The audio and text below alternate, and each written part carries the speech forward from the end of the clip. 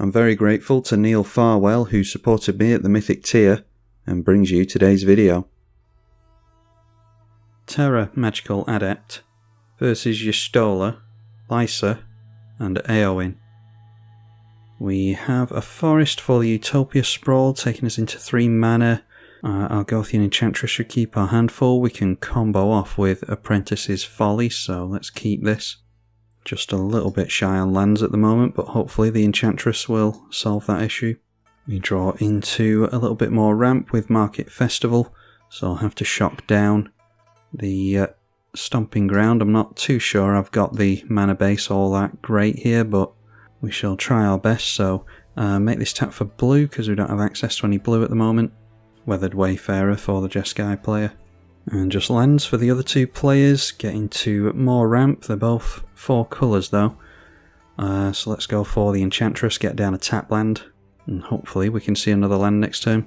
Weathered Wayfarer, before a land is made, is going to be activated to search for any land, and decides to reveal to us a command tower, but instead plays an island for turn. Revitalise, gain 3 life and draw. Ironically, you had to take pain mana to cast that. Y'shtola passes through the turn, and we didn't get into a land, but we've got the Sanctum Weaver we can give a try, and that will draw us a card, hopefully, into a land. Otherwise it was just going to be the Saga arbitrarily blowing up the 1-drop there. Alright, we get 3 lands by turn 3, seeing all the shocks here. No point in shocking it in though, so we'll just bring it in tapped. Would have been nice to be able to get down one of these ramp cards here, but we at least didn't miss a land. Combat Celebrant, that seems like something that's worthy of being exiled, so might have to go under Buried in the Garden. Although this only adds an additional mana, whereas this will add 2 additional, so we could get this down with the Commander next turn. Depends again on if we draw into a land, we'll see what happens. Black Market Connections for the Orzhov player. Basic land cycling from the Esper player. Discards Ash Barrens and tutors up a swamp, but not playing the land that he tutored out. Goes for an island, I think it was there. And we see our Chaomancer's map, so grabs 2 plains. He can throw in any land in his hand with that though. He will have to discard to hand size. And discards one of the plains he just tutored. Okay, another land for us, and again it's a shock land. We've only shocked in 1 land so far though. I wonder if it's worth testing our opponents on removal, because if this gets to Zantetsuken, then it'll be able to one-shot a player out of the game. And that means we can get down a tap land here, so yeah, I'm going to try that. And we draw on cast as opposed to entry with the Enchantress. We just want to be keeping our lands up if we can, because obviously we're to expect a board wipe sometime soon. So we've got a land for next turn as well. Destroy a creature. I think we can go after the Weathered Wayfarer. I just don't want to deal with the good lands that this could go and tutor out, and he has 2 opponents that are on more lands now because we just triggered the Archaeomancer's map. So now currently have a 5/3 Saga held back. Outlaw's Merriment is going to put tokens in the way. So we're kind of encouraging this guy to make a token here so that he can block this next turn. I'm not sure which of the 2 players I'd go after anyway. It would probably have to be the Y'shtola. So decides to make the token. Decided to make a treasure token as well. I don't think he drew a card. Makes a land for turn. Then manages to play the commander after that. Now Lysa being able to switch off death triggers might be relevant to us as well, so I'm wondering if we can get through to this guy next turn with the summon, or not. A Supreme Verdict gets rid of the Lysa at least, but that's our mana reduced. This is why we wanted to keep the lands up. Flawless Maneuver manages to keep this thing in play, so they're down to 5 cards in hand, and all our stuff gets exiled because the commander, even if that had been blown up at the same time, our stuff would have been exiled just because it's in play. So another land for us, and it's a green one, which is good. So let's drop the Tiger. We can go for both of these if we're careful, because I want to get rid of the Black Market Connections. Yeah, so if we go like that onto the Steam Vents, then we've got blue, black and green. And I think if we exile Lysa, then he's going to put it back in the command zone. If he doesn't, then it'll show that he's got spot removal in hand, which is fine, because we don't want him holding that over us, we want him to use it. So get rid of Lysa.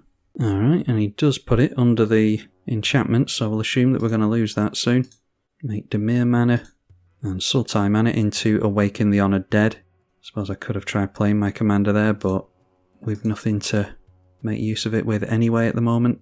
So this not only will stop their card draw, but it will potentially hurt their mana as well if they can't draw into additional lands and they can't make treasure, and that might slow them down quite a lot. A 3-1 with Trample and Haste is being created by the Merriment. Shame that we lost our only Enchantress here. We've got plenty of them in the deck, but cantripping on all of our spells is really useful. AOing comes into play for the first time, and another human did enter, so he's got a couple of Haste Tramplers, all of which goes down the middle. I think I'd be taking some of that in at Y'shtola, to be honest. I think I've successfully slowed down this player. Decides to block the 2-2, so a 2-2 and a 3-1 are getting 3-4-5 damage. Herald's Horn for the middle player. Not sure which tribe he's going for with this. He names Angels, so it's Orzhov Angels, and that allows him into a 2-mana Angel of Vitality. He's at 33, but only needs 25 or more life for this creature to become a 4-4. Didn't manage to get his commander back at least, so maybe the mana was made a bit clunky thanks to us getting rid of his enchantment. Smothering Tithe for the Esper player, the Weeb version.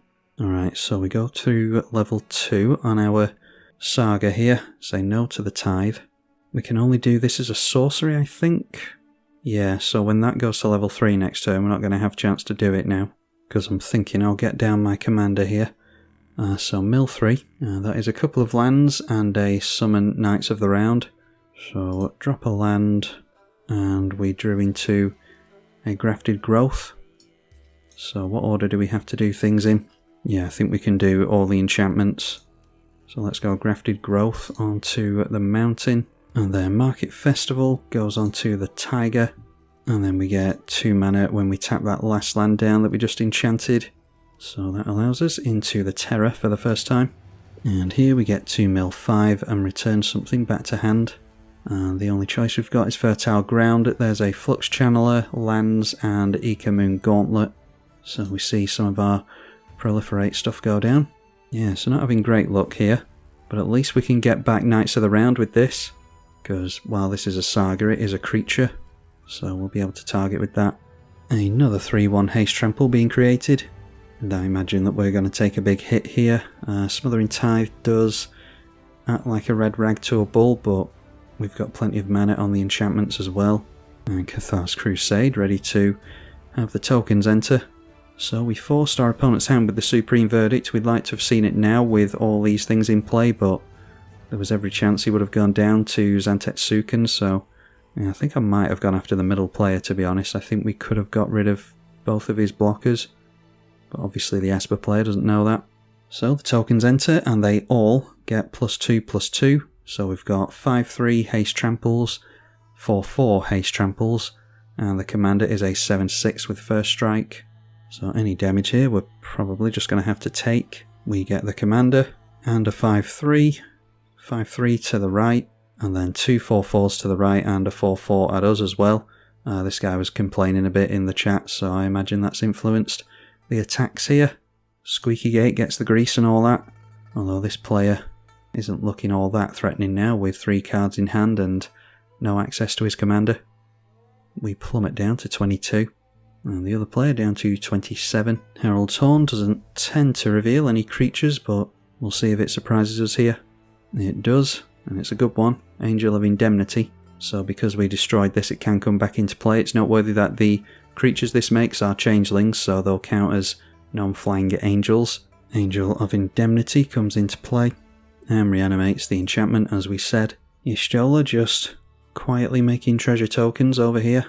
Not sure if he's got any additional lands out with the Archaeomancer's map, actually. Anyway, the 4-4 goes into the left. I think I would have held that back, although he's not going to have any decent blocks against this stuff anyway, but even if he just has to throw it under the bus of AOing, it's less damage. Maybe he fancies his odds of gaining a bunch of life. The Indemnity is a 5-5 lifelinker. And then we see High Fae Trickster. That's a really good one.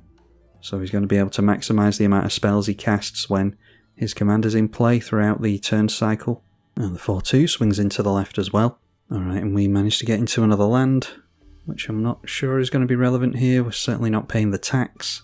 And we do have to discard a card to this ability. I'll get rid of the Fertile Ground and trade it out for a Knights of the Round. And this is 8 mana, so 2, 4, 6, and 8 will leave us with 3 and 4 mana. So maybe we just go for this saga as well. And just hope our opponents don't know about the combo. Once we've flipped our Terra around, we can go for copies of this. We could just surprise them with that next turn, is probably going to be a better idea. So let's go for the summon, because I think we can afford another attack against this guy. Yeah, we'll see. Never managed to cast Knights of the Round before, so that's cool. And the 3/3 is indestructible. I'll drop a land for the turn. I think with Terra, continue to trigger the map. Yeah, with Terra we've got enough mana to go for the transformation next turn into this. So I think that's what we're aiming for here. And without our enchantresses keeping our hand full, I don't see that we're doing too much of anything else. We'll continue to make knights next turn, so we probably just have to use these as chump blockers. A token enters, it's a 1/2 that pings this time. So we just have to hope that Terra doesn't get pinged out of the way, because we don't have haste either. It's pointed at the angel, which, yeah, it could make a difference if 4/4s want to swing in over there. Shows us what a difference us slamming down the Odin has made to the game. Because I think all these creatures definitely would have seen a Supreme Verdict a turn or two later if it wasn't for that. Impact Tremors triggers on creatures entering, so he's going to get at least 2 of those this turn. Got 4 cards in hand. Vanquisher's Banner is whenever you cast a creature spell of the chosen type, okay. But it's +1/+1 in the meantime, so hopefully I don't regret not getting down another Knights of the Round. A Propaganda coming down at instant speed, making use of that High-Fade Trickster, so we can't attack in at the Esper player now. 2 creatures enter, so we each get dealt 2 damage, and it's 2 more plus counters on the entire army. So I'm guessing that this is all coming in at us, and a lot of the tokens have trample anyway. Oh wow, okay, and Ultima, destroy all artifacts and creatures. Well, it's not enchantments at least. We've got an indestructible Knights of the Round still in play. Terra goes in the command zone.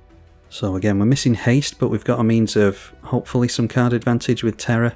Our opponent played nice there somewhat. He definitely could have let all the attackers come in towards us. Drawing a card and making a treasure token with the connections.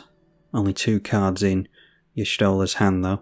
Not worthy that in order to Ultima, he blew up his own means of flash there as well. Anguished Unmaking, he uses that spot removal that he might have had for a while to get his commander back. Draws 2, loses 2, triggering Smothering Tithe again. Giada, Font of Hope after that, Flying and Vigilance. Then it can put a plus counter and help to cast angels as well. Y'shtola coming into play for the first time with the treasure mana, and decides to pass at that. Oh, I did have a stop there, but it didn't use it apparently, which it tends to do sometimes. Okay, the Eldest Reborn. Each opponent sacks a big creature, which is 2 commanders at the moment. So we've got 5 mana on a commander and 5 mana on a saga, which gives us exactly enough, so let's go for a dual land with this instead. I was going to go for the Watery Grave in tapped, because we need another black mana, but let's make it the Underground Sea. We do get Knights of the Round triggered as well, so another 3 tokens. And now let's try Terra. And then we mill, get something back to hand. That might be better than Eldest Reborn, so we'll see. Alright, we've actually got some choices there. Binding of the Old Gods, Overgrowth, Kiora, Bests the Sea God, Fable of the Mirror Breaker, and Exploration. It's between the Removal and the Kiora, I think. I'll take Kiora. And then let's go for the Eldest Reborn, see if we can land it. And holding up Azorius Manor is an Off You Can't Refuse or Swords to Plowshares. Don't think we have Swords to Plowshares in here, but our opponents don't know that. Anyway, we landed the Saga. Oh, I thought this cared about the biggest creatures. Apparently it doesn't. They get to choose, so do not get rid of Lysa. We do manage to get rid of Y'shtola though. And Giada is going to go back to hand after it was sacrificed. So they know we've got Kiora Bests the Sea God in hand. Let's go into the left with the Knights of the Round summon. I'll just hope that we don't have a lot of haste to deal with. Get another token. It is a 1/2 pinger again. And there'll be a ping on the Impact Tremors. It gives itself a plus counter from the Crusade. Pinging the Lysa again. Eowyn Shield Maiden back into play again. Noteworthy that the token does have haste, so with all the plus counters it's about to get, it can swing in here. And there they are, the 2 tokens, pinged for 2 plus counters. So we are down to 17 after a couple of big hits from our opponent. The tokens that enter off the commander have haste as well. So 5-6 to the right, 4-4 down the middle, and another 4-4 down the middle. We are left alone. And then pulling back, just taking a couple of 4-4s down the middle. And that makes it difficult for Lysa, like I said, to block because it already has a damage marker on it, so it would die to blocking one of those creatures. Goes down to 13. It could have negated the attacks entirely by blocking one creature, and dealing lifelink damage would negate the damage from the other. But of course loses his commander, so it's a tricky spot. Treasure token and draw 2. So he's down to 10. Smothering Tithe continuing to make tokens over there. Demonic Tutor for the Orzhov player. We're going to see another wipe here. Went for Avacyn, Angel of Hope. Wouldn't mind stealing that with the Kiora. That attacked in somewhere. I'm guessing it was over here. There is 4 Lysa damage. Just missed it. But holding back his 8-8 Indestructible. Priority being held up by the Esper player, but decides not to do anything. And Y'shtola back into play again.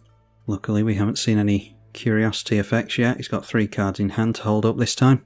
And looks as though we're finally going to be able to activate the Terra. There is Yojimbo as well.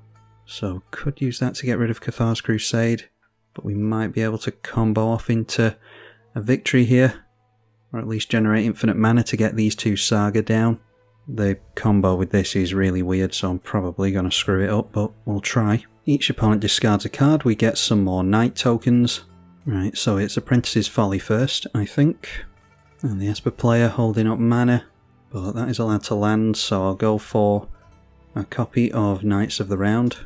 And that enters with 1 lore counter on it, so we get level 1, which is the Knights again.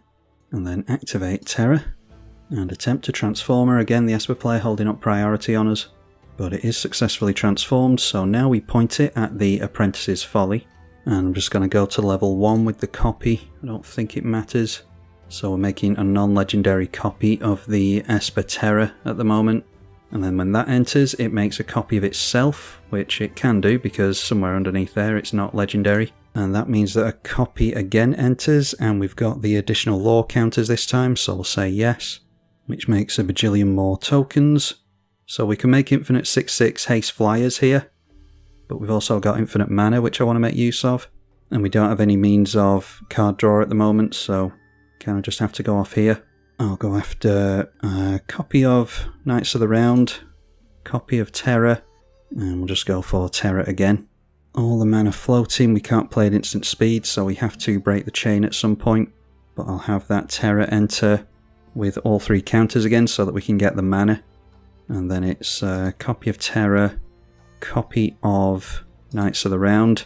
We can make copies of the Eldest Reborn as well to make our opponents sacrifice all their creatures so that we can get through. So we've got 4 Wooburg now, which is enough to cast the cards that are in our hands. So yeah, we can actually reanimate something with this as well. So let's just put all the counters on it. That's on the copy of the Eldest Reborn. Alright, and this player decides to scoop. I mean, we are going infinite here. Each opponent discards a card, sacrifices, and then a planeswalker or creature will get us back one of our enchantresses actually, so yeah, the Eldest Reborn being more relevant than I thought it was going to be initially. Oh no, they got exiled, didn't they, so we've actually only got the Flux Channeler. But we'll make our opponent sacrifice his board and discard his hand so he's in top deck mode. Knights of the Round we're going to put all 3 onto so that we can get the buffs.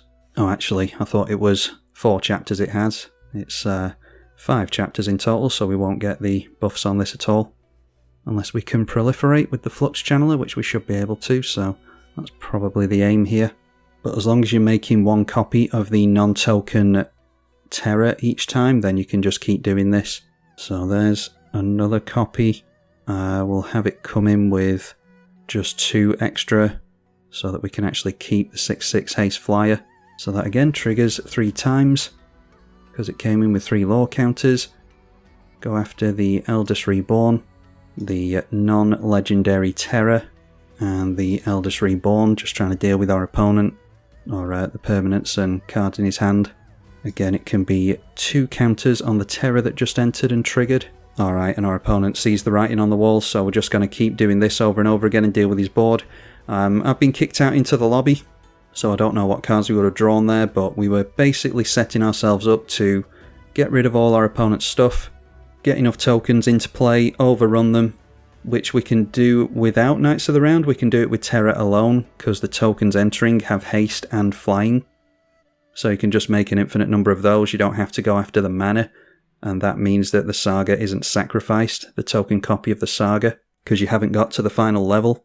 And at any point you can stop the chain by just going after a target other than the Serra. It is the Serra cycling itself over and over again by targeting itself to its own ability.